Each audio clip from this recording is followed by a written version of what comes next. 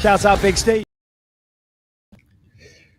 What up, everyone? Welcome to another episode of the Big Brain MMA podcast. Thanks for tuning in. A nice and quick one today. It's just, I don't know how I feel about this card. I wasn't even going to do a podcast for it, but here we are. I've actually got a decent amount of bets and some nice short notice replacements, which it's actually a decent card. You know, viewing wise, 14 fights. I think it's going to be quite enjoyable, you know, even coming off a pay-per-view, high-level pay-per-view. Let's not waste too much time. Let's get straight into the overview of last week. Like and subscribe if you haven't. So last week was good.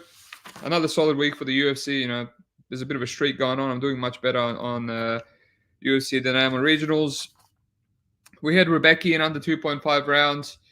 1,000 to win 760 to win a unit. I didn't want to go full half a unit. Pardon me. Didn't want to go full unit because I'm still have PTSD of Nick Fiore surviving. I know a lot of people that got burned in rounds 2 and 3. I was telling people a week, man, Roberts can get finished in the first round. He's that bummy. So that worked out. Then there was a couple of bets that I thought would have been sweaty. We had Lupi Godinez. She won. I thought worst case scenario, it was going to be a 29-28 striking fight and it was going to be a little bit sweaty. I thought Lupi had the more power, the better eye-catching shots, you know, the better chin. And she always does love to give up the round. She gives up round 2, you know, pretty historically to both Calvillo and Ducote. So I thought, yeah, probably it's going to happen. But, you know, once you heard her in round 1, yeah, I thought, all right, that's, you know, it's going to be pretty clear. Pretty killer Lupi. And, you know, she ended up getting dropped in round 1. And then she had a clear round 2 and then also got, you know, slipped, got headbutted, whatever happened at the end of round 2. And then round 3, I stopped watching. I just went to the toilet. Obviously, we had a much better line. He almost went up to pick him. So I locked that in. So, yeah, that was a little bit sweaty, 1,200 there, but really, you know, didn't even need her grappling. Urseg was exactly the same. I had $1.72, which gives him about 50-something percent. I said at best, he could look 65 to 70%. I just thought he was a much cleaner fighter, and at worst case, he would win a 29-28. I referenced that regional fight against the kid short notice, where it was 1-1 going into the third. He looked gassed. He wasn't able to get his wrestling off, and he just grinded out a win. And it's exactly what he did here against Costa. He just grinded him against the cage. You know, it was like an IQ play. So, yeah, it was going well. Was up quite decent after that. Lost 770 on Frivola. Yeah, that was a pick I really liked. But at the same time, I was super nervous, you know, that he could get ran through in the first round. The durability was the main difference between these two. Yeah, a bit annoying. I liked how he was on top twice with BSD dropping for guillotines. But in the end, the guy's just a savage. You know, he's a savage. He's crazy durable. He's one of these guys that you have to be careful who you fade him with because he can run through a lot of things. You'll be losing until he wins. So I feel like a lot of people will be fading him for a while just with the holes that he has in his game, but we'll see. And then just, you know, lost $150 on Dern, you know, round 2 sub. That was just, didn't really have a strong read on that fight. Didn't even want to live bet it. I didn't really know how it was going to end up, you know. What's the name? Dern was, not Dern. Andrade, she was still eating a lot of shots, so it's like, you know, I felt like if I live bet her, she's going to get dropped or submitted or something. So, yeah, I lost $150, just a small poke on round 2 sub. And then finished the night off with, you know, a 1-unit bet on the under 2.5 in the main event. Pretty much went exactly as I thought. I thought it would end at the end of round 2. I thought about cashing out and playing round 1 and 2 for less stake, similar odds. In the end, I just left 1,500 for 833. Finished on 2,800. Very happy with everything. Essentially happy with my selection. The only thing I kind of regret is going half a unit instead of a quarter unit on Frivola. You know, one of my friends said, "Oh, there's a lot of value. There should be minimum half a unit." So, you know, I lost extra $200 than I wanted to, and just missing out on Van live bet. You know, I thought he was going to lose round 1, and you know, usually comes back in 2 and 3. But yeah, those are the only regrets. Happy with that. And yeah.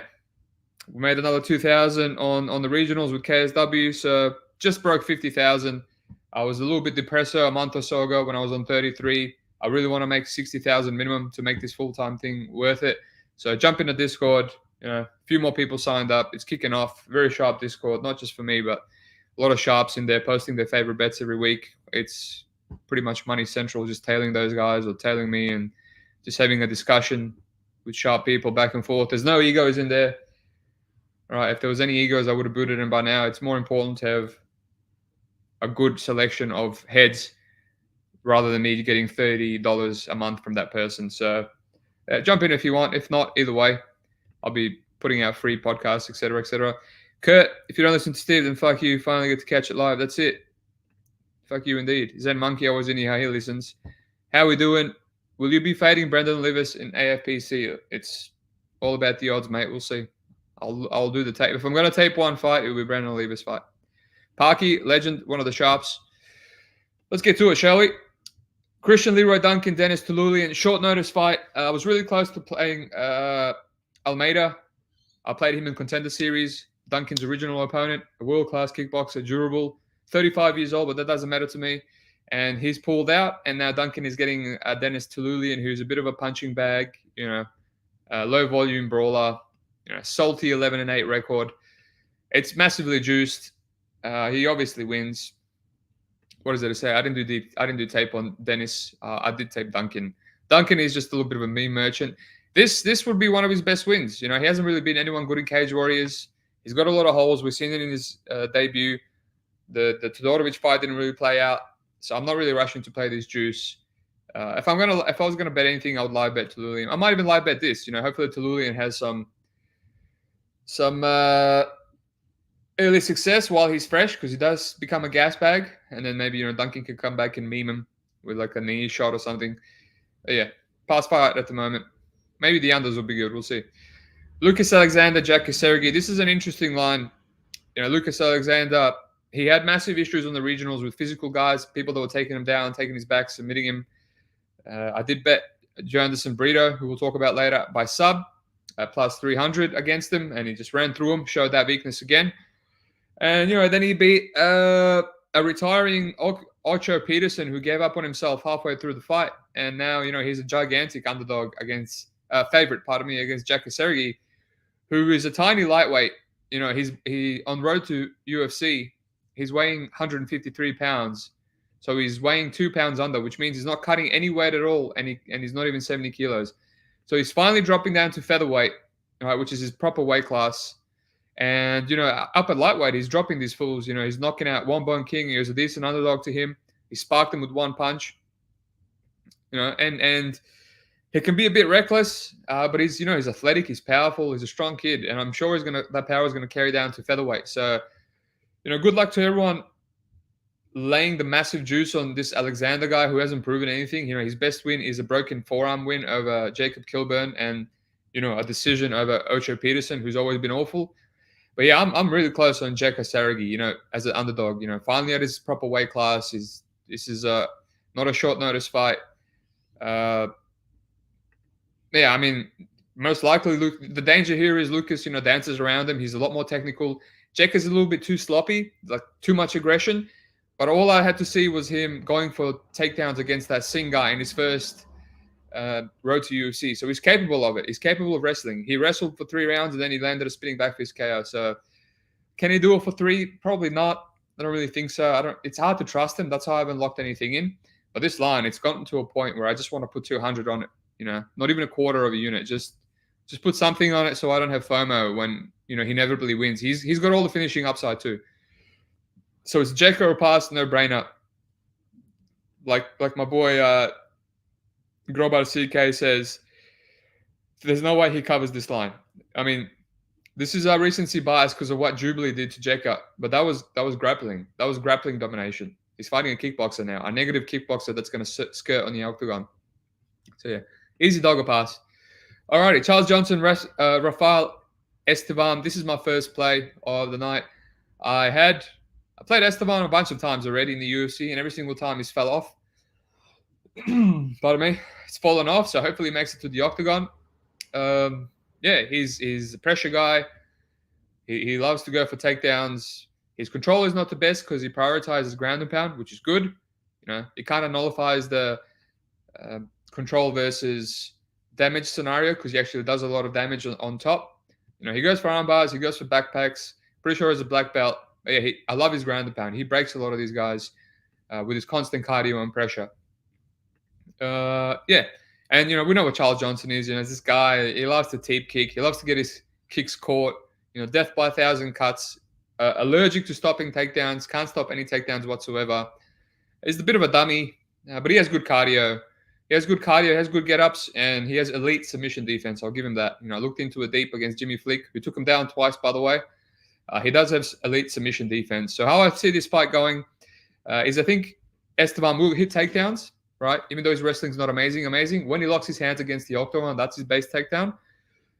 Ultimately, I think there's a high chance that this goes to a decision due to Charles's durability and submission defense.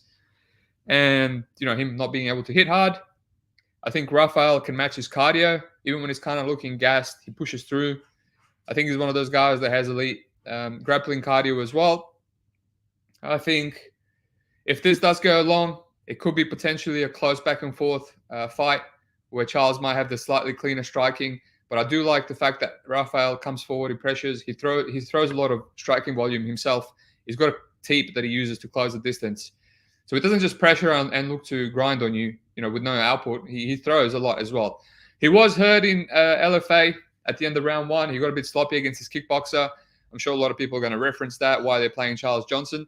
And, I'm going against a lot of sharps here playing Charles Johnson at dog money. If you're going to play Charles Johnson, you have to play him as a dog. But someone that's going to give up takedowns like him, and he's such slim margins. Like his UFC career is awful. What's his best win? Jimmy Flick, a robbery over Zalga Zamagulov, right? And then lost to Ode Osborne, mauling by Cody Durden, Mokaev mauling. Like it's, even his regionals, split over Hiriuchi. Joe Camilo's awful. Carlos Mota, he broke him in round 5. Yeah, it's just his slim margins. So I was going to go much bigger on Esteban. Right? I think he has a lot more favorite upside with the takedowns and the mauling on the ground and pressure, etc., etc. But yeah, with the level of competition, with some sharp people being on Charles Johnson, with the fact that Charles Johnson is going to get up and he's got his own good cardio and slightly better striking, I left it just to win a unit. So I pick him. I'll give Esteban slight favorite. I think the line is accurate. It's slight favorite. He's got the more upside, the age. So yeah, slight favorite. I've got 1,000 to win a half a unit. So yeah, I'll leave it at that. But I think something tells me I could have gone bigger. We'll see. Alrighty. Next fight. Chad Ellinger versus Jose Johnson. Nice little low-level fight. I'm essentially really close to laying the juice on Jose Johnson. Some people are saying you can't lay the juice on him, but I think this is a step down. Jose Johnson's fought some really good guys on the regionals. Even Jack Cartwright on Contender Series, a good level fighter. Mo Miller triangle choked him when Mo Miller was undefeated. Ronnie Lawrence, Rafael Costa knocked him out in round 1. Pipe Vargas knocked him out in round 1.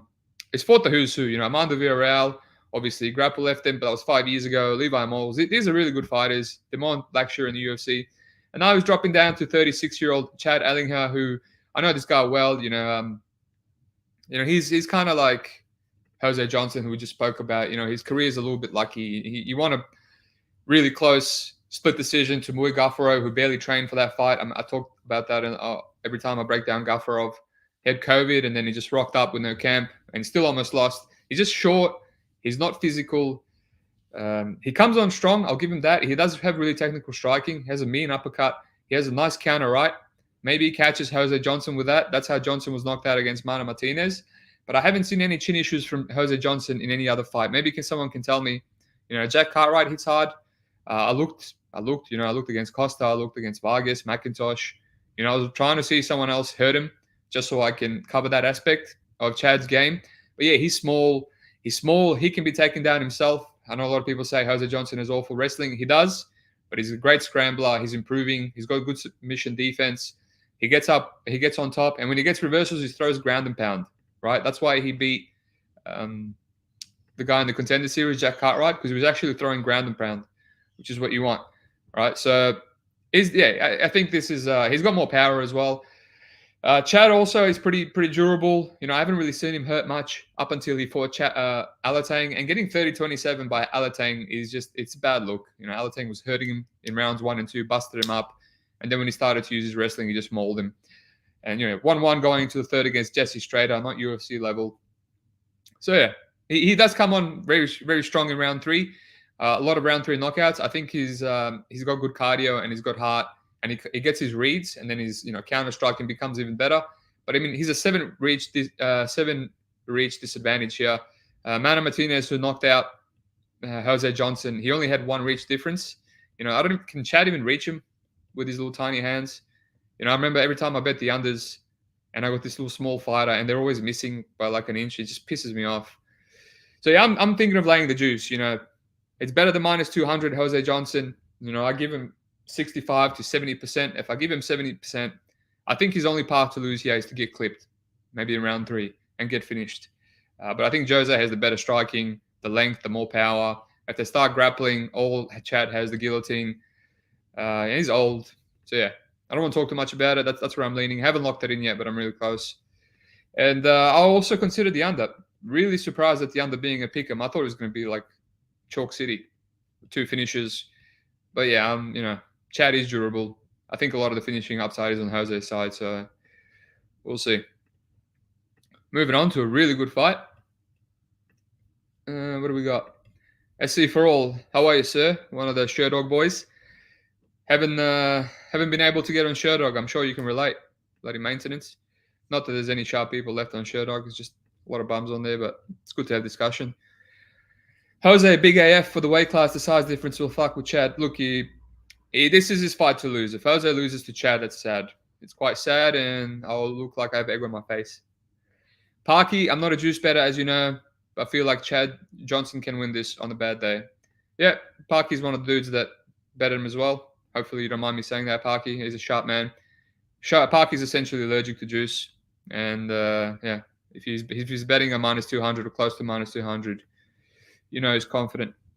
Alrighty, Jonathan Pierce versus Joanderson Brito. This fight has me torn. I went deep, obviously not hard to tape. You just go look into Joanderson's Brito takedown defense. Since Pierce is just a relentless wrestler that breaks people with pace and cardio. And yeah, Brito is good. He's a savage. He's a beast everywhere. He's 28 years of age. He's already beaten great fighters. Ran through Chepe Mariscal on the regionals, ran through Diego Lopez on Contender Series. It didn't finish him, but he was just mauling him, and Lopez didn't want any of it. Some high-level dudes, 18-4 on the regionals, fought some high-level Brazilians in future.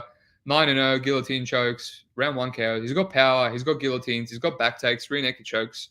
He's a savage. He's savage. His only thing is the cardio and being overly aggressive. His initial sprawl is really good. I like his sprawl. I like his underhooks. Like I said, the only time he gets taken down is when he gets too aggressive, swings bombs, and they get on his hips, and he stuffs the first takedown, and they chain wrestle. That's when they get him down.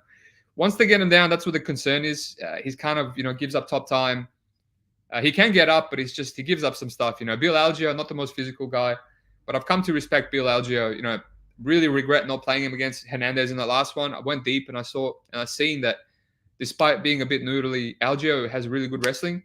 So I've come to, not hate him as much, and I appreciate his wrestling and his scrambling. So getting taken down by him is not the worst. But Brito I still think Brito won that fight with the stand-up. I mean, 2002, 22, that's still damage over control. I think Brito did a lot more damage on the feet in round 1 and 2, and even 3. But yeah, a bit unlucky there. Algeo kind of, held him down for a bit, especially round 3, took him down with 30 seconds to go, and he kind of got some ground and pound off, and you could see Brito wasn't bothered to get up. If that happens with Jonathan Pierce throws a lot of ground and pound. He's a savage. There's no giving up. If you get stuck on bottom of Pierce, it's a whole other kettle of fish. But he's extremely hittable. Not only in round 1, Christian Rodriguez on short notice gassed was still lighting him up in the third.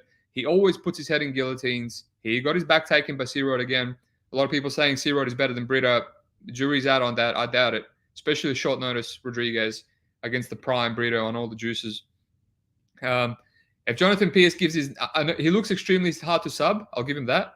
Extremely tough. He's not an early tapper, that's for sure. But if Joanderson Brito grabs that neck while fresh, the way C-Rod did, and he locks in a full deep guillotine, right? That's, I've been betting MMA long enough. You can be tough, you can be durable, but if you keep giving those opportunities to your opponent, someone's going to catch you. And we've seen Joe Lozon catch him a few times and end up on the bottom, and he put him in a position that Pierce couldn't tough out of, right? It was a while ago, 4 years ago, but it's going to happen at some point. You won't be able to tough it out. You're going to go out. You're going to get knocked out cold. So yeah, I'm going back and forth. Now that the line is closed in, I feel like I want to hit Pierce because all he has to do is survive a few, maybe a few big overhands or guillotine attempt, and then we might see a bit of quit in Brito. But yeah, then on the other side, it's like I can still see Brito fight through through the fatigue, land some big shots in round 2, maybe even 3. I don't know. This fight is it feels very volatile to me. I feel like a plus 130. Maybe I would have taken a half unit shot on Brito. Maybe I look at some finished props instead. But it's a tough fight, and if anything, I would live bet Pierce instead, and you go from there. Maybe look at some big wide props, or maybe Anderson Brito sub. I haven't looked at him, but yeah, good fight. Very high level fight. I'm excited for it. How are we doing? People use that sheepdog forum. I'll check it out. Yeah, it used to be better. Some of the goats used to be on that shirt. Actually, that forum taught me how to gamble. I think if I was on Twitter when I was learning how to gamble, I'll be a lot worse. So yeah, I have a lot to thank that forum and the sharps on it. Brito Bush, BS, Pierce is similar in a way to Lopez and Sabatini. I don't know what that means. I don't think he's similar to them at all. He's not chinny.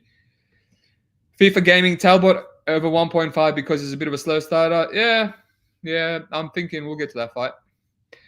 I want to play Pierce here, but worried underrating Brito physicality. Yeah, for sure, man. For sure, I do not want to get in the way of Brito. He's a savage.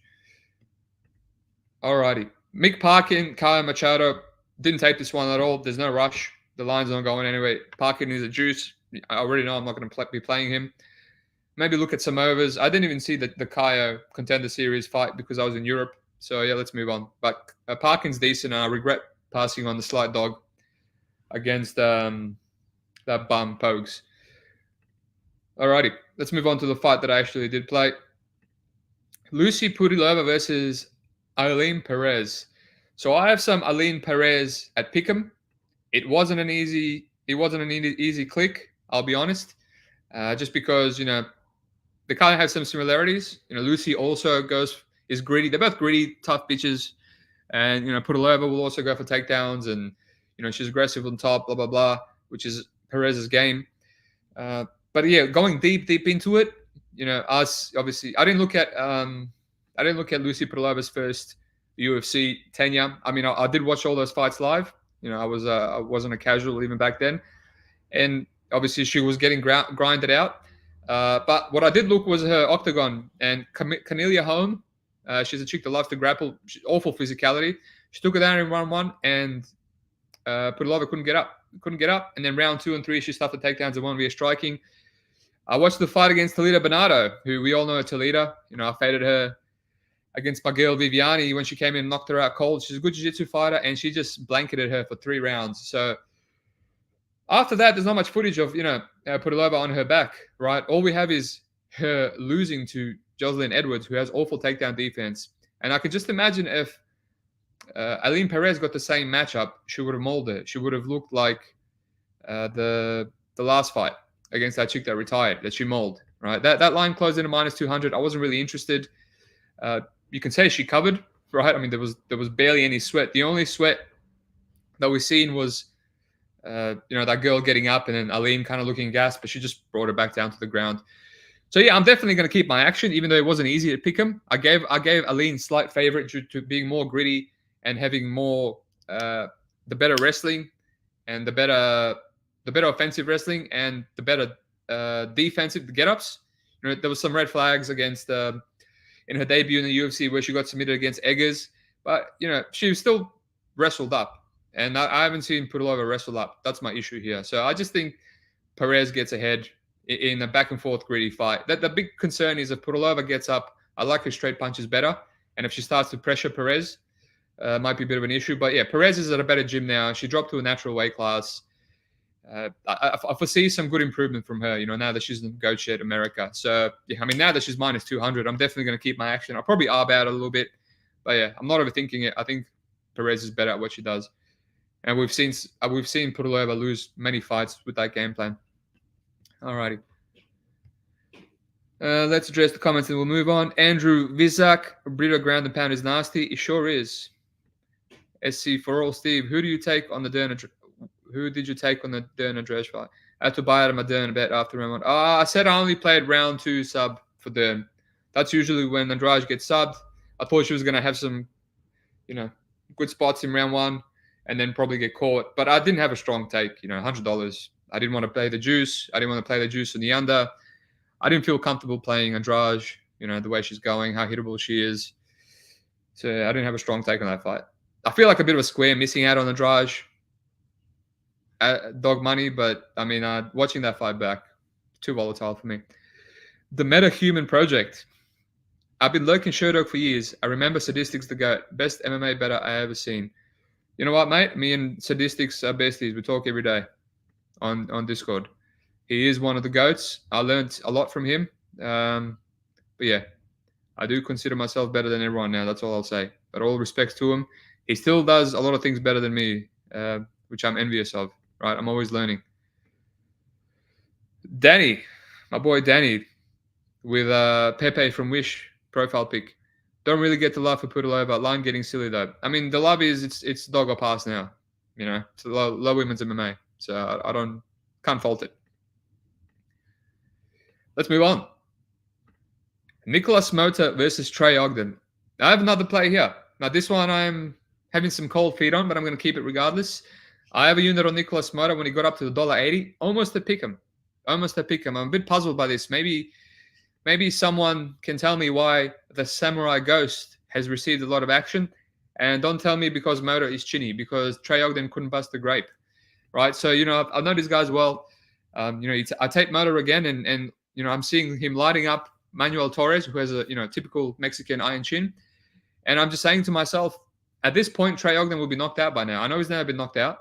Or he would have flaked. Hitting those kind of shots from Mota, he would have flaked by now. And I'm just thinking, why, the line that was on Bet365, I think it's still that $1.66. That's where I favor Mota, right? He's the younger guy, as far as I know. Maybe he's not. No, he is by 4 years. He's the younger guy. He's had a lot more hype for a reason. I don't think Ogden's ever had any hype on him whatsoever. He's just one of those average, Fury guys from the regionals. Mota's had hype. Sure, he hasn't delivered whatsoever. He got knocked out by Jim Miller. I actually didn't lose any money on him in any of these UFC fights, right? I've always been cautious of him. I think both these guys' decision equities are a bit how you going, not the best. Parky with Mota can crack with the Captain Obvious comment.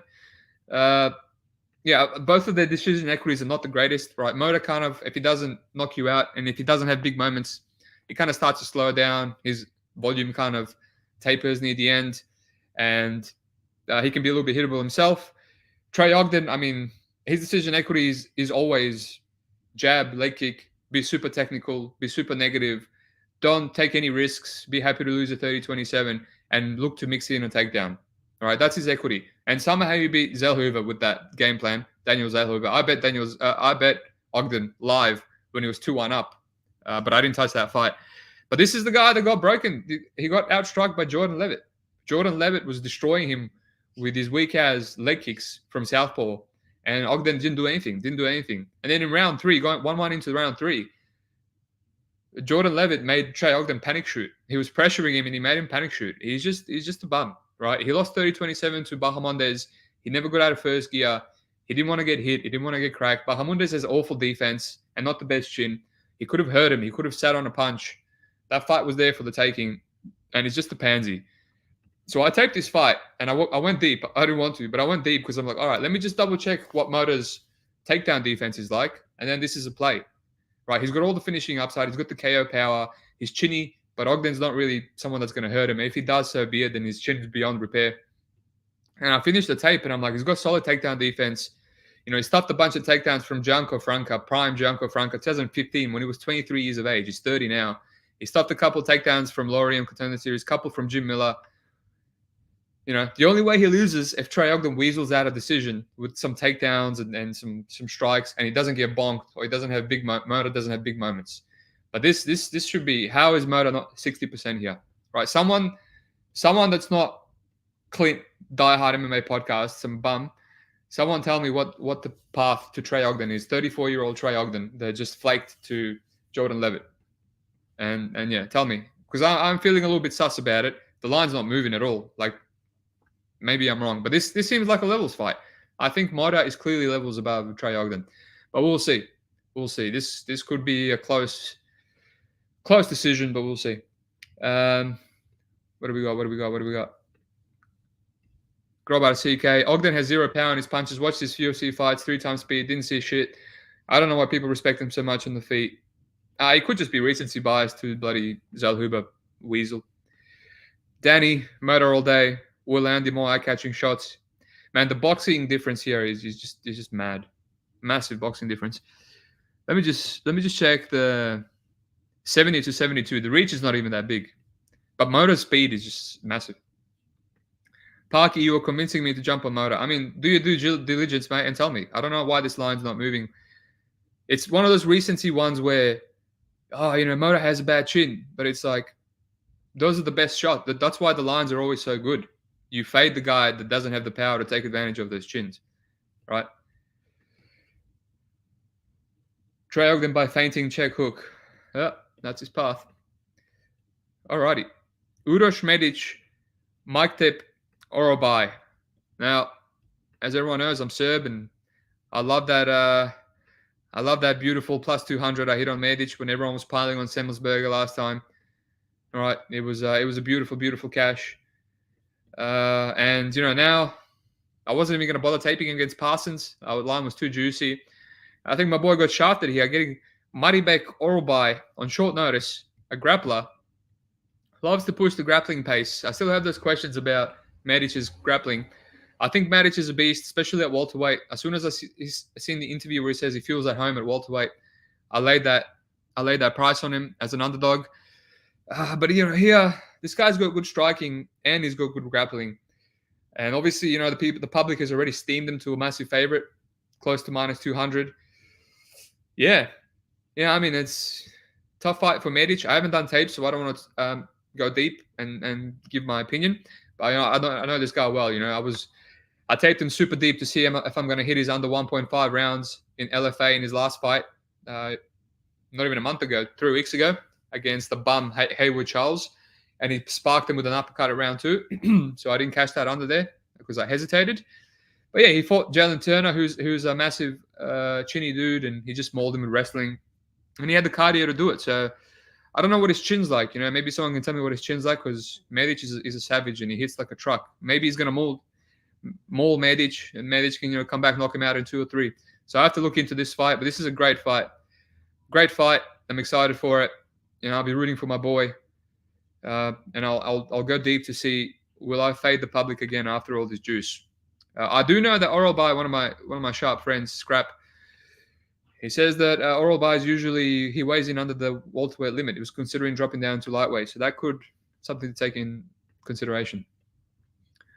Alrighty, let's move on. Parky, I think you're right. Recency bias, it is, man. I love recency bias. There was a really good play last week. What was the play last week that no one was talking about? Oh, I thought it was Frivola, but yeah, messed that one up. Grobart, Uroš all the way. Lou Betcha. What's up, Lewis? I'd love to have you on for the rest of this card if you want. I'll turn on Twitter so I don't miss you again. Let me know if you're keen. Last few fights. Alrighty. Amanda Ribas. Luana Panero. Look, I'm really close on Panero. I know everyone thinks she's a fraud. She's like a big moment type of chick. She's decision equity is a bit how you're going.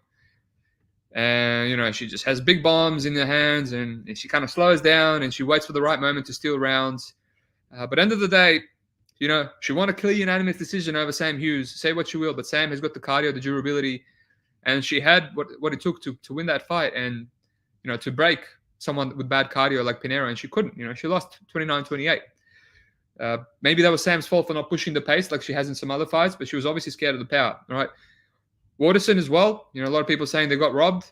I know I had my boy Lucrative on the pod, and I said I'd rather play the juice on Panero than play a washed Waterson Gomez, whose path is a close split decision. And go figure, Waterson performed above her expectations. She was actually landing hard shots on Panero. Usually she just kicks and does nothing. And, and she still lost because Panero landed the big shots. If she lands big shots on Reas here, she might knock her out because Reas is one of the most chinniest chicks I've ever seen, right? She's getting hurt by everyone. She's getting knocked out by girls like Viana and Marina Rodriguez, getting hurt by Verna Jandiroba. She got wobbled badly by Aruja in round 1, and I thought she was going to get knocked out at any point, and luckily she didn't. And then Macy Barber just beat the crap out of her, landed a head kick, busted up her nose in round 1. She just beat her to a pulp. And now she's dropping down to strawweight. I don't know why. Maybe she doesn't like – maybe she actually realized the girls at flyweight hit even harder. But yeah, I don't know what to feel about this, man. Like, I'm so close. I'm so close because, I feel like Panero has really strong hips. Whoever tried to grapple her, they went for a judo toss. They went flying. And Amanda Reas has really good judo tosses, so they might nullify here. And then Amanda Reas might be forced to strike with Luana. She still has great striking. I think Amanda has all the decision upside. She's great volume. She has underrated power herself. It's just she hurt Verna. She hurt busted up Barber. She hurt Araujo, who I thought was very durable. So I think she's underrated with her power too. And she has the better cardio. She's got the better brains. It's just the hitability, right? And Luana can crack. And it's a big number line too. So it's not like you're playing. It's not like you're a square for playing her here. If she's going to have big moments against anyone, it's going to be against Chinny Reas. So yeah, I'm really close, and I might even play cheeky with it and play Panero by decision for big odds. So that's where I'm at the moment. I thought about the under, but not female under. I feel like these girls are just going to rock each other, and then no one's going to get a finish. Panero, for as much power that she has, she usually gets big moments and can't finish anyone. So yeah, I'm just going to move on.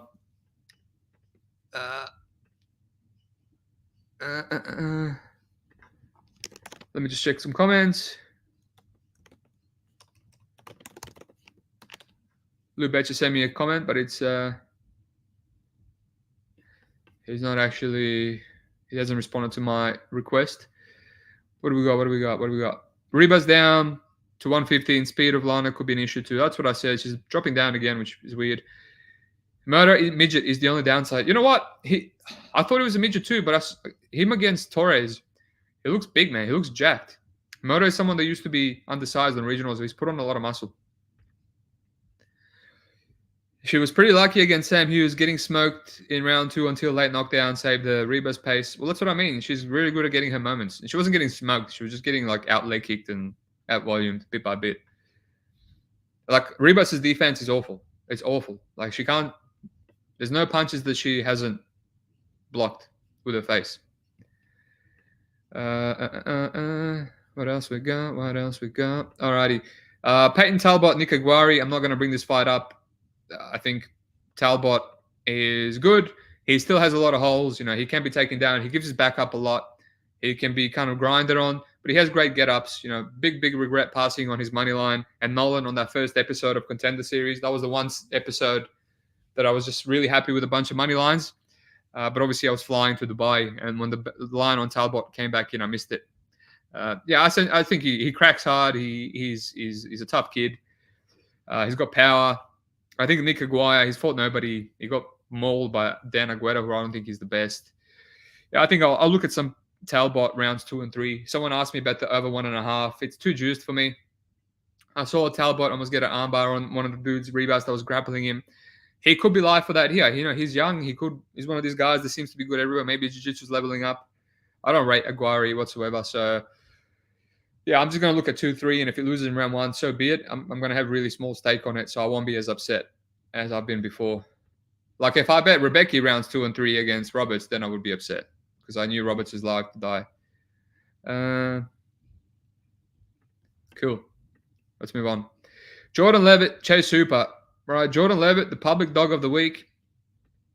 Obviously, Hooper's back to minus 200 now with how much money is coming on Levit. Personally, I'm not feeling it. I know, Jordan Levit is a big gasser. He's a big gasser, and Chase Hooper pushes the pace. Right. I wouldn't advocate this kind of line on Hooper just because While they're fresh, I think Levit has the better wrestling. He's got a really nice single. I think he can take down Hooper with ease. Both these guys love being on their back. But like I said, Hooper, I love his scrambling ability. He's got the way better cardio. Jordan Levit lost to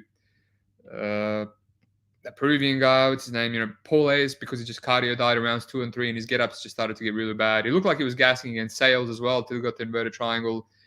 He barely beat Trey Ogden, but he was caught in the guillotine. Trey Ogden ended up on the bottom because he slipped in round 1, and then Levit put himself in a deep guillotine where he got reversed. I mean, he got ran through by Paddy Pimblett, right? So even though he's a good jiu-jitsu guy, he can definitely be submitted, and he's definitely showed that he might be levels below some grapplers. Is he levels below Chase Hooper? I guess we'll see. But yeah, this is like a scramble heavy fight.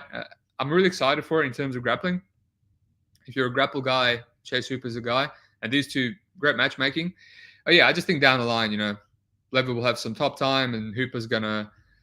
Whenever Hooper gets on top, he's gonna have a lot more ground and pound, a lot of activity, even on the feet. Levit just kicks and teeps and has a lot of. It's like a female, a lot of kicking volume. But Hooper's gonna pressure him. He's got the bigger reach. We've seen him actually hurt Fiore. He's got more aggression. A lot of people laughing at him when he started lifting weights against Fiore, and he was just like doing the bar and 10 kilos on each side or 5 kilos. And I was like, man, you guys are laughing. But this guy's going to get that's better than doing no weights at all. And when he starts making gains, this kid's going to be a problem. So, yeah, I think he melts Levit, rounds 2 or 3 in a nice, beautiful, competitive grapple fight. Alrighty, Jake Matthews versus Michael Morales. I haven't taped this one. And I lean that Morales is going to beat him. I'm a Jake Matthews hater. I know him quite well. He's from Melbourne.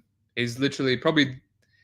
With him and Jack Jenkins, they're probably the closest fighters to me. They're less than half an hour away from my house in Melbourne, and I've been following him since day one.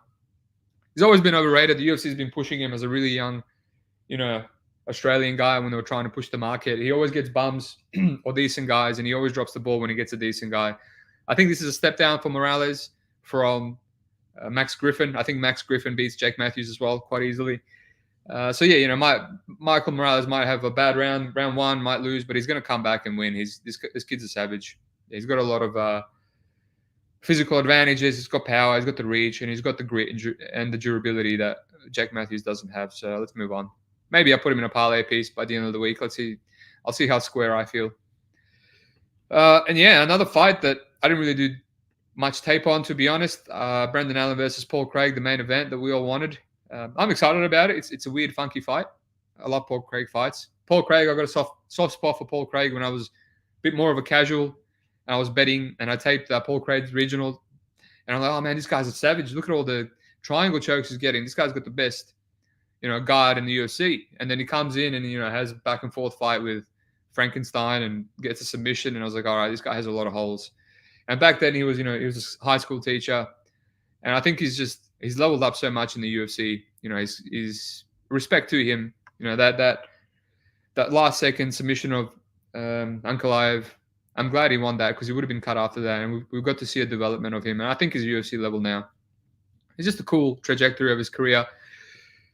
But yeah, I mean, I think he's got a lot to do here against Brendan Allen. Brendan Allen is a bit of a low IQ guy. He can be hit, he can be taken down.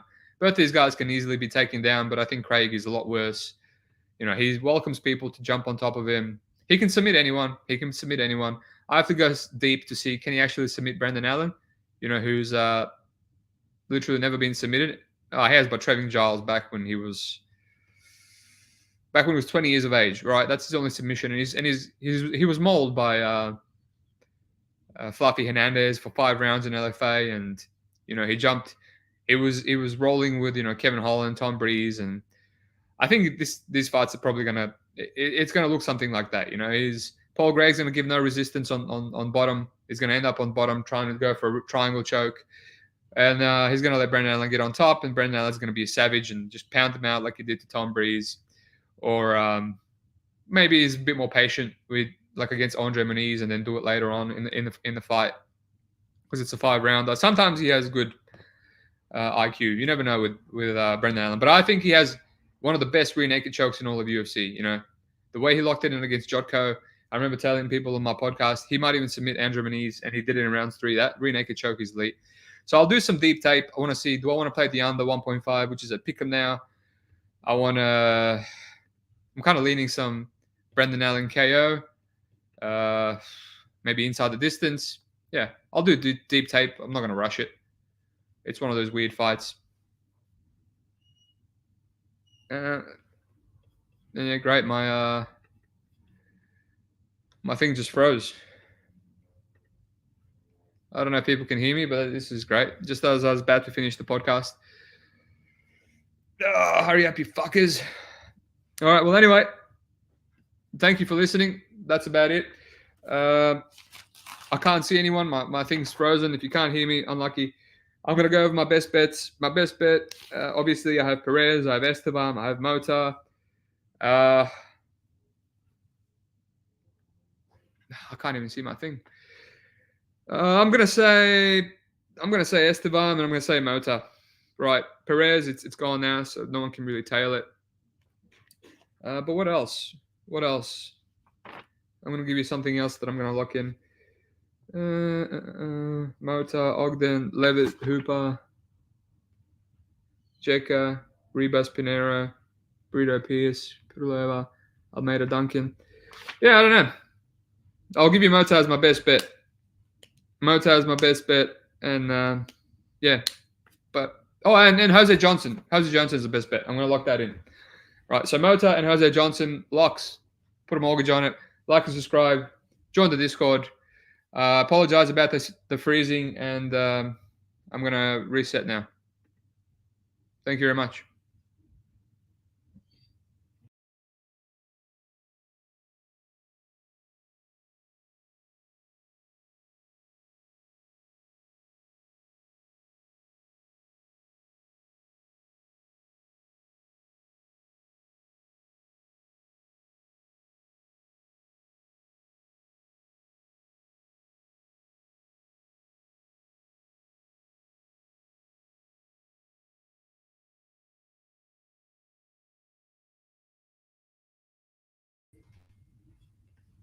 All right, I had to come back to turn it off. Otherwise, it was going to be live forever. All right, thanks again. Like and subscribe. Peace out.